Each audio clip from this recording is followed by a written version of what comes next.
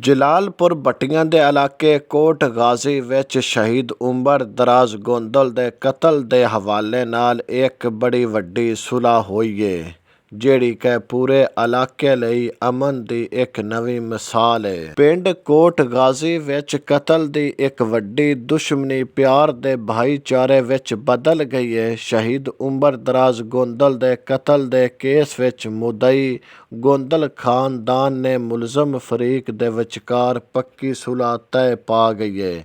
ਇਸ ਸੁਲ੍ਹਾ ਨੂੰ ਕਾਮਯਾਬ ਕਰਨ ਲਈ ਇਲਾਕੇ ਦੇ ਵੱਡਿਆਂ ਸਿਆਸੀਆਂ ਤੇ ਮਜ਼ਹਬੀ ਹਸਤੀਆਂ ਨੇ ਆਪਣਾ ਪੂਰਾ ਜ਼ੋਰ ਲਾਇਆ ਹੈ। ਇਸ ਫੈਸਲੇ ਦੇ ਮੌਕੇ ਉੱਤੇ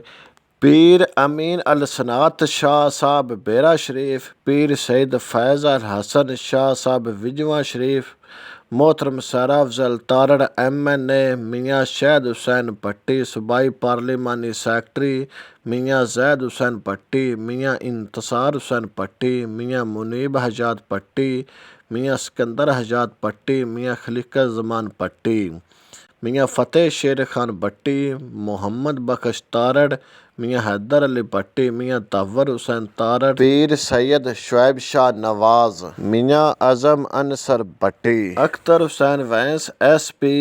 ਤੇ ਹੋਰ ਵੀ ਇਹਨਾਂ ਤੋਂ ਇਲਾਵਾ ਇਲਾਕੇ ਦੀਆਂ ਮੁਅੱਜ਼ਜ਼ ਸ਼ਖਸੀਅਤ ਮੌਜੂਦ ਆਈਆਂ, ਜਿਨ੍ਹਾਂ ਦਾ ਮੈਂ ਇਸ ਵਿਲਾਗ ਦੇ ਵਿੱਚ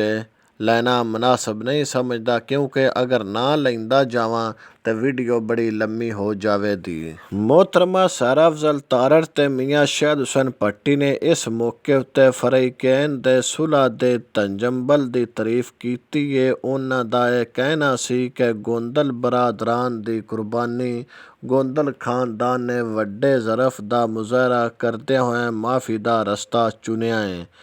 ਜਿਹੜੇ ਨਾਲ ਸਾਡੇ ਸਾਰੇ ਫਖਰ ਦੇ ਨਾਲ ਉੱਚਾ ਹੋ ਗਿਆ ਹੈ।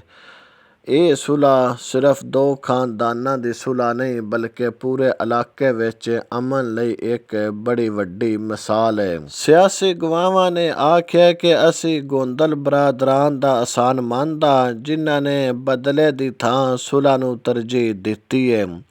ਇਸ ਸੁਲ੍ਹਾ ਨੂੰ ਪੂਰੇ ਜ਼ਿਲ੍ਹੇ ਹਾਫਜ਼ਾਬਾਦ ਵਿੱਚ ਸਰਾਹਿਆ ਜਾ ਰਿਹਾ ਹੈ ਕਿਉਂਕਿ ਇਹਦੇ ਨਾਲ ਹੀ ਨਾ ਸਿਰਫ ਖੂਨ ਖਰਾਬਾ ਰੁਕਿਆ, ਬਲਕਿ ਆਉਣ ਵਾਲੀਆਂ ਨਸਲਾਂ ਲਈ ਵੀ ਸਕੂਨ ਦਾ ਪੈਗਾਮ ਮਿਲਿਆ ਹੈ।